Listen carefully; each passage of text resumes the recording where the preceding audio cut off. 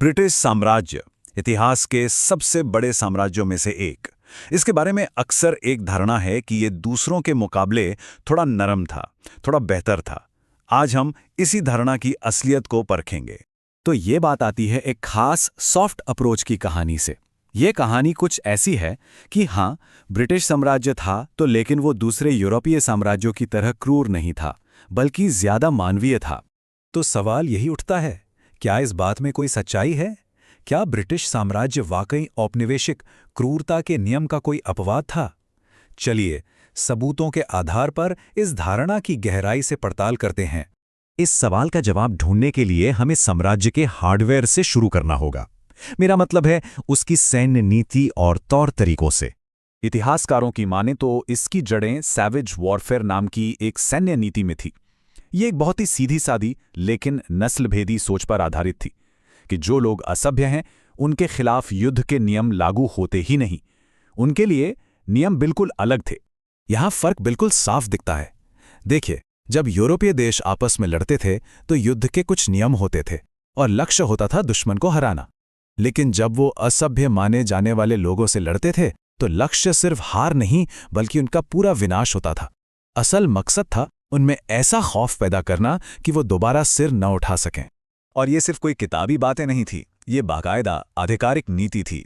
उस दौर की प्रमुख ब्रिटिश सैन्य हैंडबुक में साफ साफ लिखा था कि सैनिकों को गांव जलाने और मवेशी छीनने जैसे काम करने के लिए मजबूर होना पड़ेगा। और हाँ, ये भी माना गया था कि ये सब देखकर मानवतावादियों को धक्का लग सकता है, लेकिन इसे जरूरी समझा गया। और इस नीति का असर जमीन पर कैसा था? खैर, वो साफ दिखता है। ये कोई छुपा हुआ सच नहीं है। 1878 के जोसा युद्ध जैसे संघर्षों के ऐतिहासिक रिकॉर्ड में ब्रिटिश अधिकारियों को मारे गए दुश्मनों की खोपड़ियों के साथ एक यादगार की तरह तस्वीरें खिंचवाते हुए देखा जा सकता है। ये विचारधारा सिर्फ युद्ध की रणनीति तक ही सीमित नहीं थी। नहीं, इसने एक बहुत ही खास और खतरनाक हथियार को भी जन्म दिया। तो सवाल उठता है कि यह होता कैसे है? मतलब एक नस्लीय विचारधारा, एक सोच, आखिर एक असली हथियार में कैसे बदल जाती है? इसका जवाब दरअसल विज्ञान और तकनीक के गलत इस्तेमाल में छिपा है। तो होता यह था कि इस सोच को सही साबित करने के लिए विज्ञान का चोला पहनाया गया।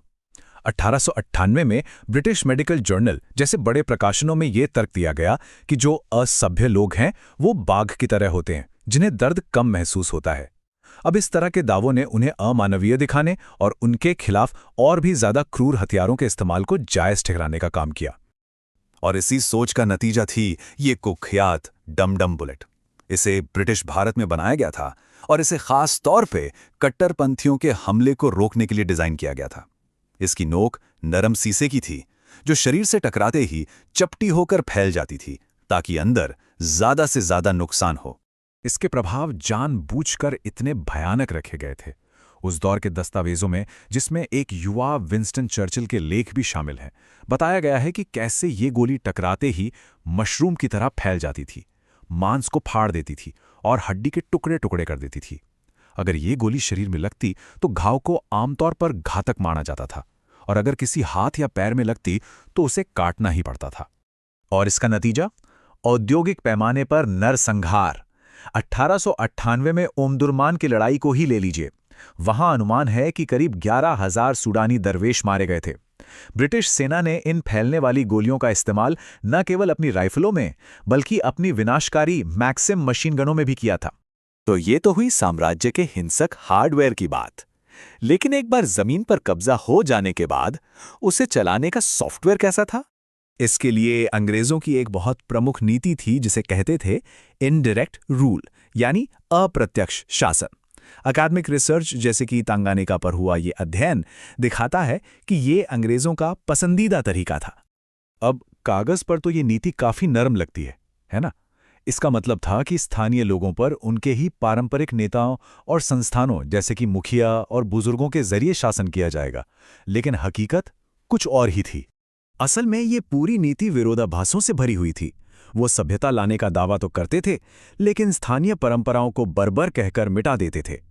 परंपरा के सम्मान की बात करते थे, लेकिन अपनी जरूरतों के हिसाब से नई जनजातियां और नए मुखिया बना देते थे।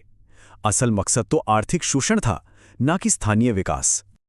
लेकिन देखिए, स्थानीय लोगों ने भी इसका बड़ा दिलचस्प तोड़ निकाला। तंगानिका में एक किस्सा है, जब अंग्रेजों ने एक स्थानीय मुखिया को अपने कब्जे में लेना चाहा तो लोगों ने बड़ी चालाकी से उनके सामने एक नकली मुखिया पेश कर दिया। इस तरह उन्होंने अपने असली नेता को ब्रिटिश नियंत्रण से बचाए रखा। तो हमारे पास एक तरफ है क्रूर सैन्य हार्डवेयर और दूसरी तरफ है ये विरोधाभासी प्रशासनिक सॉफ्टवेयर। इन दोनों को जोड़ने वाली कड़ी क्या है? आखिर इन दोनों के पीछे तर्क क्या था? जवाब एक ही विचारधारा में छिपा है, जिसे इतिहासकार कहते हैं रूल ऑफ कॉलोनियल डिफरेंस। ये एक मूल विश्वास था कि जिन लोगों पर राज किया जा रहा है वो यूरोपीय लोगों से मौलिक रूप से अलग और हीन है। और बस ये एक विचार ही हर चीज को सही ठहरा देता था। देखिए, चूंकि उपनिवेश के लोग अलग थे, इसलिए उनके खिलाफ सैवेज वॉरफेयर और डम डम बुलेट जैसे हथियार इस्तेमाल करना जायज था। और इसी अंतर की वजह से उन पर इनडायरेक्ट रूल जैसी नीतियां थोपना भी सही था। नतीजा एक ही था, नस्लीय भेदभाव पर आधारित नियंत्रण की एक पूरी व्यवस्था। और ये हमें आज के लिए एक बहुत जरूरी सवाल पर लाकर छोड़ता है। साम्राज्य भले ही खत्म हो गए हों, लेकिन लोगों को अलग बताकर उनके साथ असमान व्यवहार को सही ठहराने की ये सोच आज भी कहीं ना कहीं जिंदा है। तो सोचना ये होगा, औपनिवेशिक काल के ये तर्क आज भी हमारी दुनिया को किस तरह से प्रभावित कर रहे हैं।